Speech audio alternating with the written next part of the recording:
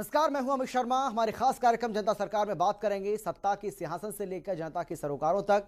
वहीं आपको हम बताएंगे प्रदेश सरकार की हर उस योजना के बारे में जो होंगी आपके काम की। आपको हम बताएंगे सरकार के उन विकास कार्यों के बारे में जिनका सीधा फायदा आपको हो रहा है। तो अगले 30 मिनट तक आप बने रहिए हमारे साथ और देखते रहिए जनता सरकार।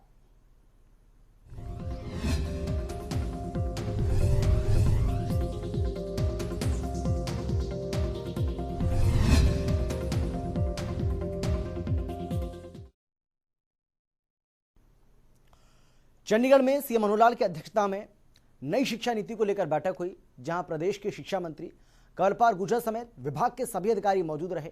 बैठक की जानकारी सीएम मनोहर लाल ने प्रेस कॉन्फ्रेंस करके दी। एक रिपोर्ट आपको हम दिखाते हैं, देखिए।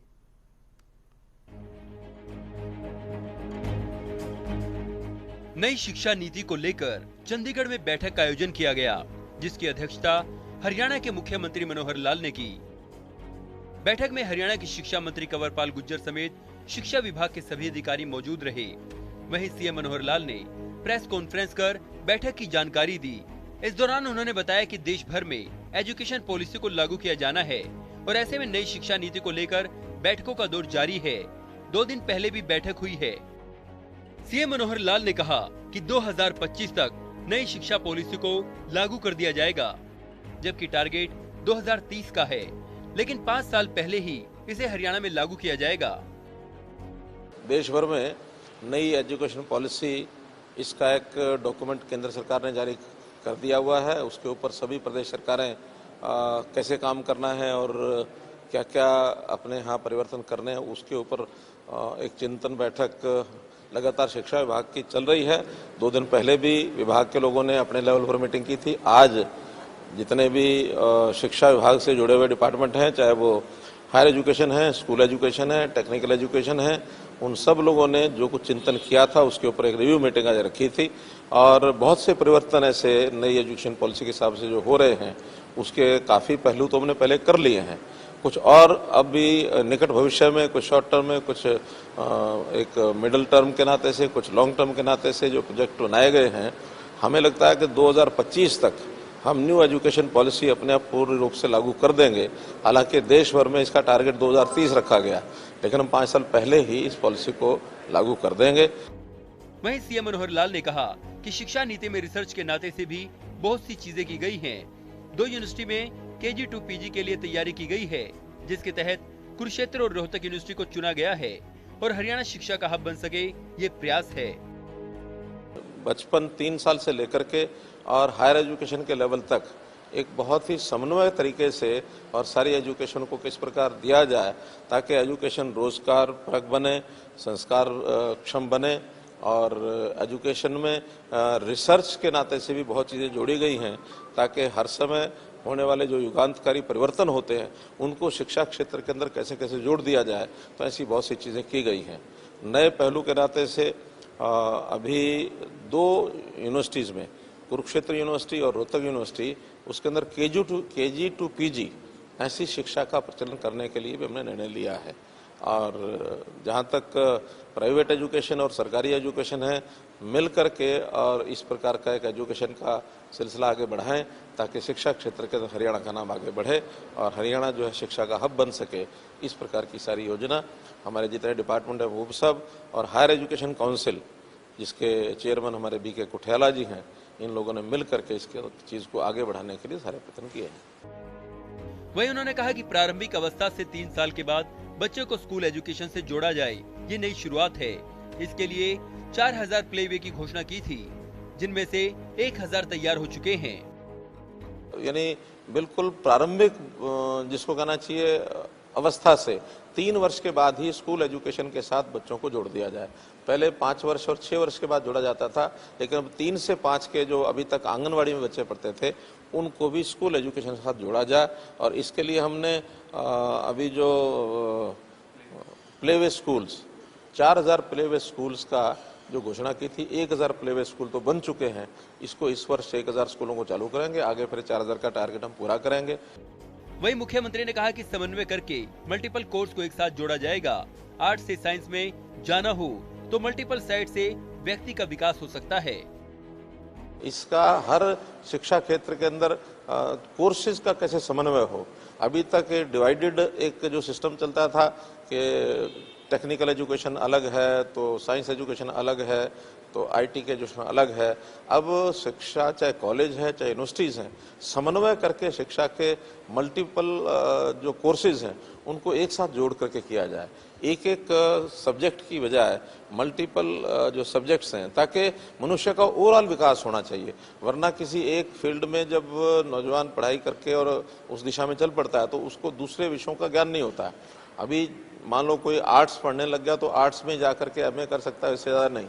अभी कभी भी बीच में इस प्रकार के सिस्टम बनाया गया है कि आर्ट्स से साइंस में जाना हो, साइंस में आर्ट्स में जाना हो, इंजीनियरिंग करना हो या बीच में कहीं परिवर्तन करके लॉ करना है, तो ऐसे मल्टीपल साइड्स में व्यक्ति का विकास हो सकता है, ताकि उसको समय समय पर आवश्यकता के हिसाब से अपना रोजगार प्राप्त करने के लिए, अपना करियर बनाने के लिए वो शिक्षा को शिक्षा क्षेत्र में बदल करके जा सकता है। वहीं प्राइवेट स्कूलों के स्तर तक शिक्षा के स्तर को ले जाने के सवाल पर सीएम ने कहा कि सरकारी और प्राइवेट स्कूल अपने तरीके से काम करते हैं। 1418 क्लस्टर हैं, उनमें एक क्लस्टर में एक साइंस का स्कूल हो, ये प्रयास हम कर रहे हैं। वहीं सीएम ने कहा कि 1,60,000 इस बार प्राइवेट स्कूलों को छोड़कर बच्चे सरकारी स्कूलों में आए हैं। देखिए, ये तो कंपटीशन का विषय है। प्राइवेट स्कूल हैं वो अपने ढंग से शिक्षा क्षेत्र में अच्छा कुछ करते हैं, सरकारी स्कूल अपने ढंग से अच्छा करते हैं। जैसे मैंने बताया कि हमने 3 से 5 में जो स्कूल बनाए हैं, प्लेवे स्कूल, ये भी अपना एक नया आयाम है। ऐसे ही साथ में संस्कृति मॉडल स्कूल, वो प्राइमरी स्कूल के अलग से, हायर सेकेंडरी के अलग से, ये भी एक नया आयाम है। प्राइवेट स्कूलों की तरह एजुकेशन के स्तर को कैसे अच्छा किया जाए, इसके लिए हमने जो रेजिडेंशियल स्कूल बनाए हैं, इसके अंदर हम साइंस जो है ज़्यादा स्कूलों के अंदर खोल रहे हैं।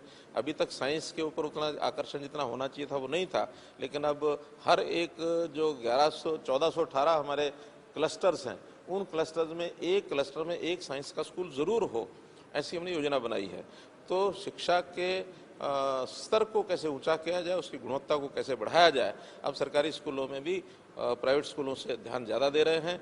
बल्कि अगर ये कहूँ तो पिछले वर्ष में, चाहे वो कोविड कारण रहा, चाहे कोई भी कारण रहा, इस बार के जो एडमिशन हो रहे हैं सरकारी स्कूलों में हमारे कितने लाख ज़्यादा हो गए, 1,60,000 जो बच्चे हैं वो इस बार सरकारी स्कूलों में जो प्राइवेट स्कूलों को छोड़ करके आए हैं। आखिर कोई आकर्षण उनको ध्यान में आया तभी वो आए होंगे, और सरकारी स्कूलों में बच्चे बढ़ रहे हैं, ये हमारे लिए अच्छी बात है। वहीं मुख्यमंत्री मनोहर लाल ने केंद्रीय कैबिनेट विस्तार को लेकर कहा कि यंग टीम को प्रोत्साहित किया गया है, आयु वर्ग को भी कम किया गया है। जनता टीवी के लिए चंडीगढ़ से पवन सीवर की रिपोर्ट। हरियाणा के मुख्यमंत्री मनोहर लाल ने हिमाचल प्रदेश के पूर्व मुख्यमंत्री वीरभद्र सिंह के निधन पर गहरा शोक व्यक्त किया है।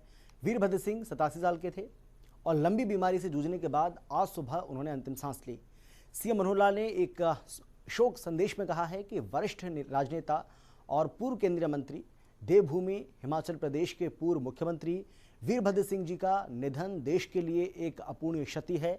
उनके जाने से राजनीति के एक युग का अंत हुआ है। साथ ही उन्होंने ईश्वर से दिवंगत आत्मा को अपने श्री चरणों में स्थान देने और शोकाकुल परिजनों को दुख सहने की शक्ति प्रदान करने की प्रार्थना भी की।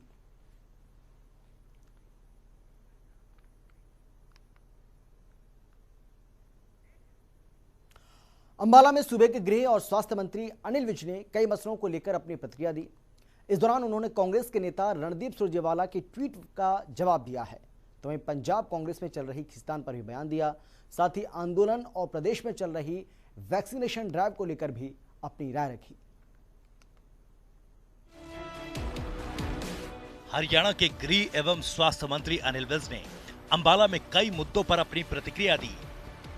इस दौरान उन्होंने केंद्रीय मंत्रिमंडल के विस्तार को लेकर कांग्रेसी नेता रणदीप सुरजेवाला के ट्वीट पर अपने ही अंदाज में जवाब दिया और सुरजेवाला को किसी मनोवैज्ञानिक से इलाज करवाने की नसीहत दे डाली।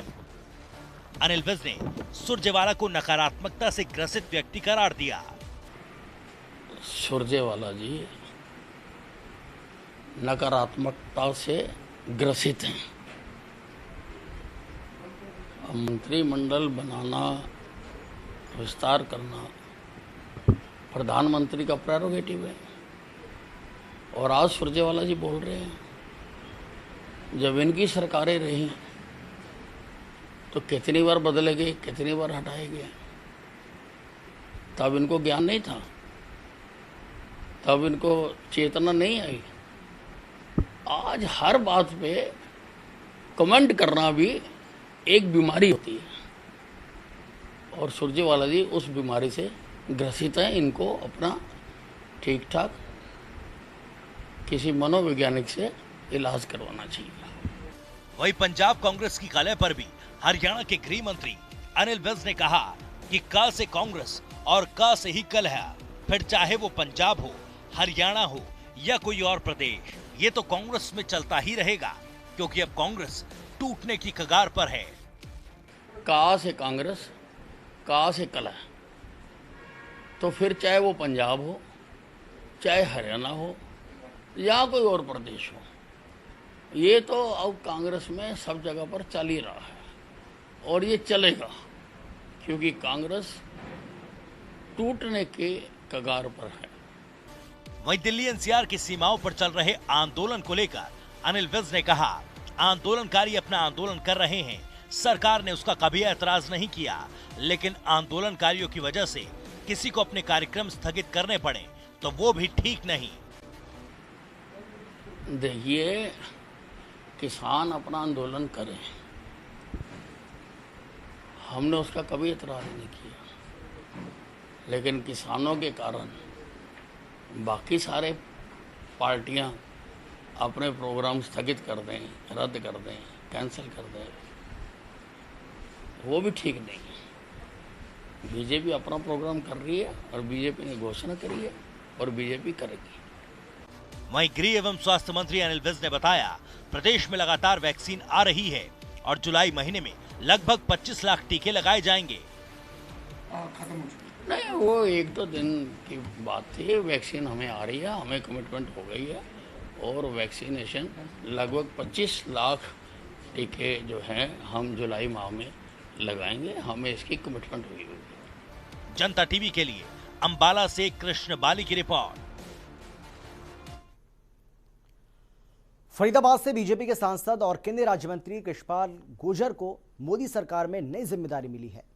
दरअसल मोदी सरकार में अब कृष्णपाल गुर्जर को केंद्रीय ऊर्जा राज्य मंत्री का जिम्मा सौंपा गया है। इसके साथ ही भारी उद्योग राज्य मंत्री भी बनाया गया है, जिसके बाद उन्होंने अपना कार्यभार भी संभाल लिया। केंद्रीय विद्युत मंत्री आरके सिंह ने दिल्ली के शक्ति भवन में कृष्णपाल गुर्जर का स्वागत किया और उन्हें कार्यभार सौंपा।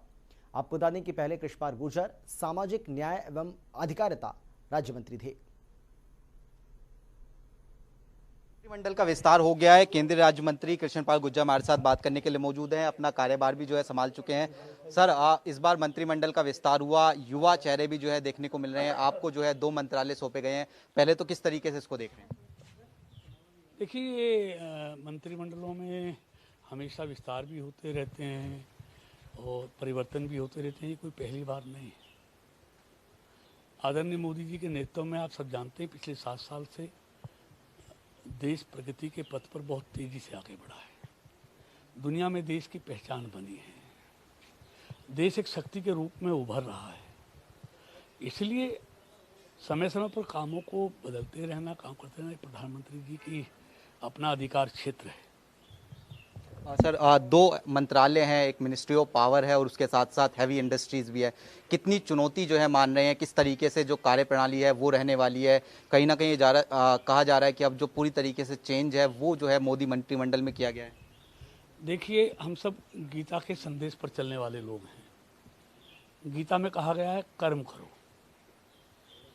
और आदरणीय मोदी जी के नेतृत्व में हम सब मिलकर देश को आगे बढ़ाने के लिए, देश को प्रगति के पथ पर ले जाने के लिए, देश में उन्नति करने के लिए हम सब उस संदेश को लेकर चल रहे हैं।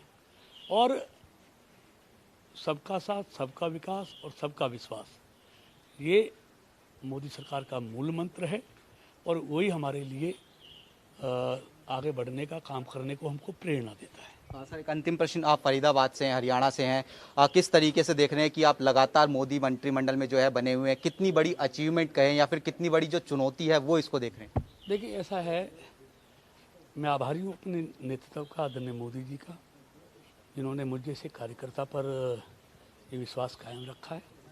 और ये फिर मेरा फर्ज और मेरा धर्म भी है जो मेरे नेतृत्व ने मुझ पर विश्वास व्यक्त किया है, उस विश्वास को ईमानदारी के साथ, मजबूती के साथ, मैं परिश्रम के साथ उस विश्वास पर खरा उतरूं। ये मेरी कोशिश पहले भी थी और आज भी जारी रहेगी। चलिए सर, बहुत बहुत शुक्रिया। तो ये थे केंद्रीय राज्य मंत्री कृष्णपाल गुर्जर जो जनता टीवी से खास बातचीत कर रहे थे। कैमरामैन आसिफ के साथ स्पर्श शर्मा, जनता टीवी, दिल्ली। वहीं चंडीगढ़ में बिजली मंत्री रणजीत सिंह चौटाला ने जनता टीवी से खास बातचीत की है। इस दौरान बिजली मंत्री ने बताया कि हरियाणा के पास बिजली पर्याप्त है और अब धान की बिजाई के लिए 8 की जगह 10 घंटे बिजली दी जाएगी।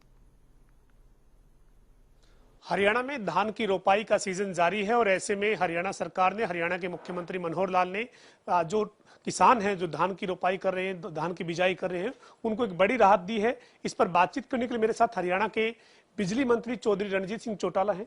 रणजीत सिंह जी, हरियाणा के मुख्यमंत्री ने एक फैसला किया है कि जो अतिरिक्त बिजली है वो धान की रोपाई के लिए किसानों को दी जाए। सर, क्या फैसला है? इसके तहत कितनी बिजली प्रदेश के जो किसान हैं उनको मिलने वाली है? क्योंकि अभी मानसून जो है वो लेट करके हमारे मुख्यमंत्री साहब देख रहे हैं कि किसानों को दिक्कत नहीं आए। हरियाणा पंजाब धान के कटोरे हैं, ये करके ये फैसला करा कि बिजली बढ़ा दी जाए ताकि हमारे किसान भाइयों को तकलीफ ना। ये पहली बार ऐसा हो रहा है। तो 8 घंटे से हम 10 घंटे कर रहे हैं। इसे आहिस्ता आहिस्ता इंक्रीज कर रहे हैं क्योंकि कंडक्टर पे, ट्रांसफार्मर पे बड़ा लोड पड़ता है।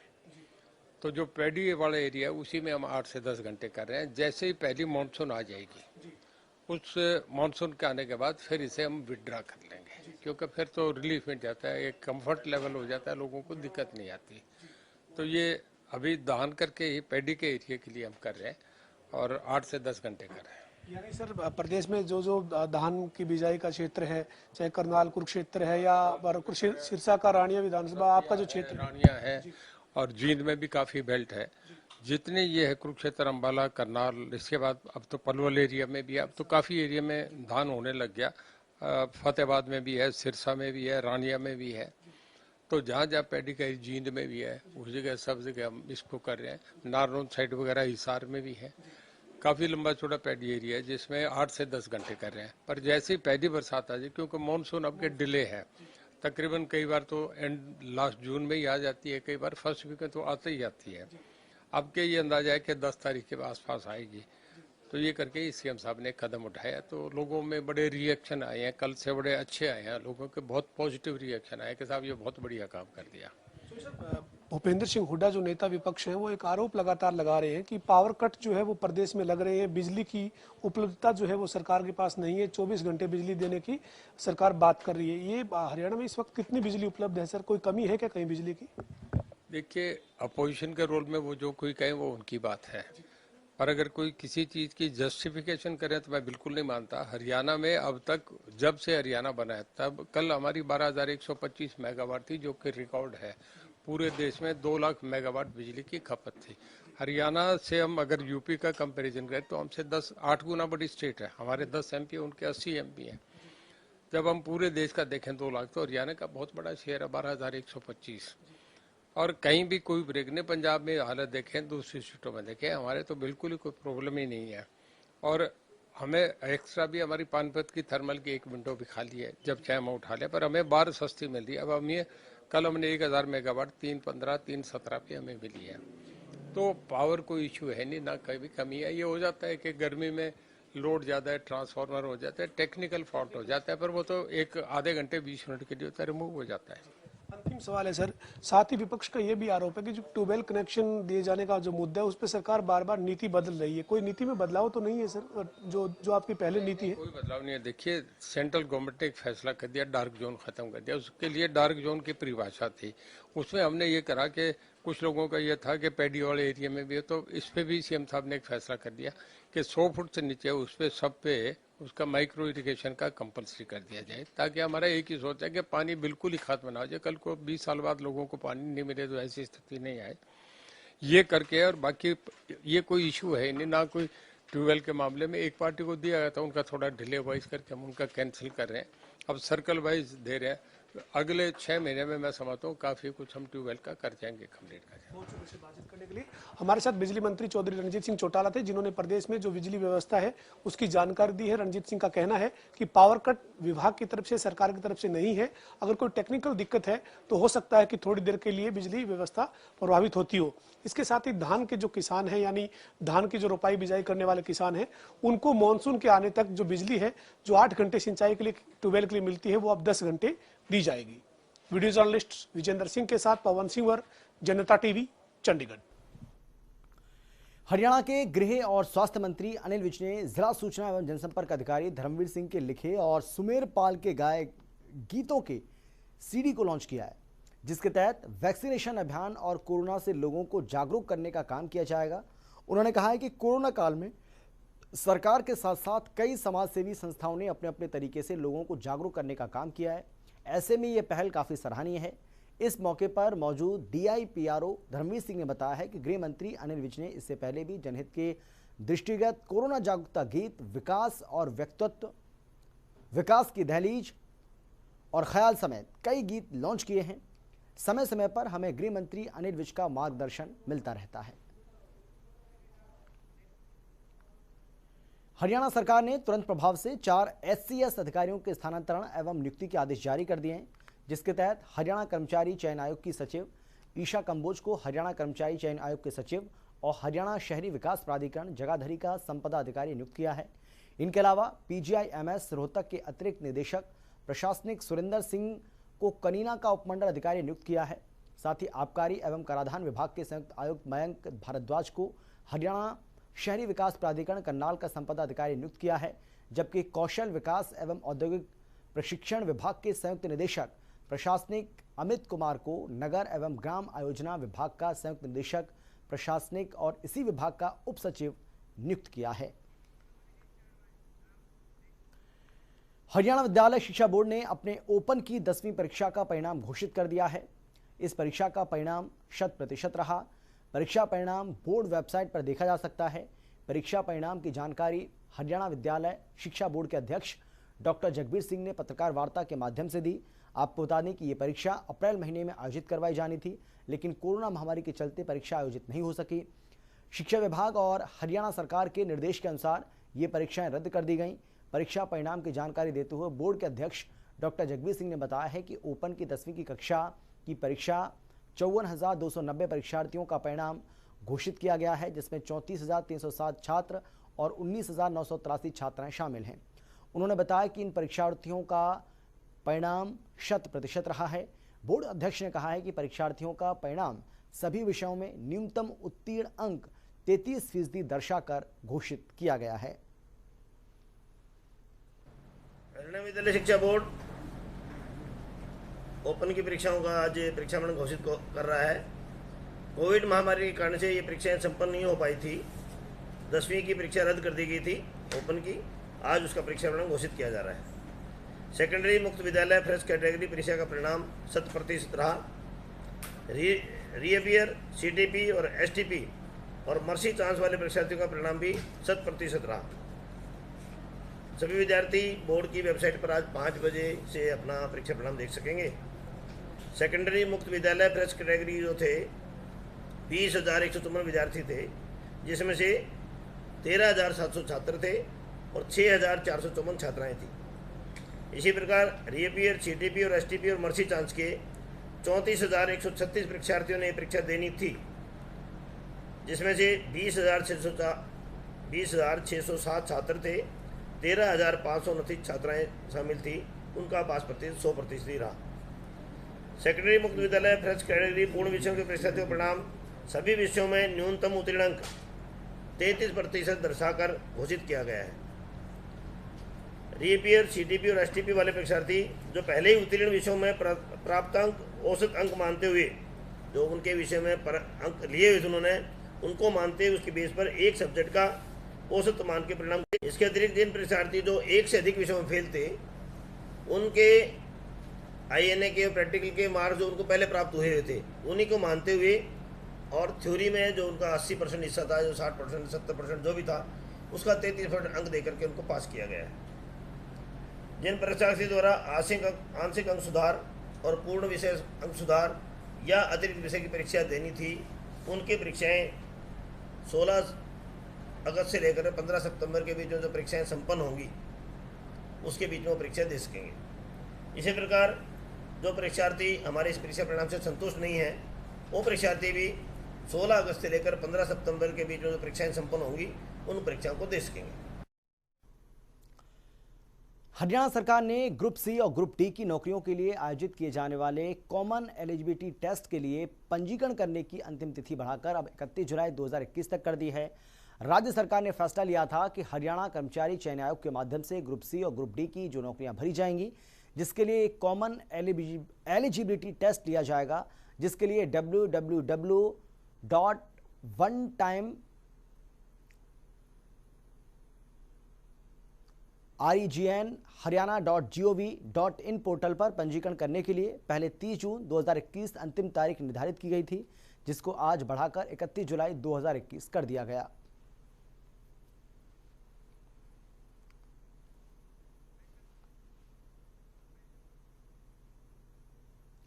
तो जनता सरकार में फिलहाल इतना ही। छोटे से ब्रेक के बाद फौरन लौट रहे हैं, आप देखते रहिए जनता टीवी।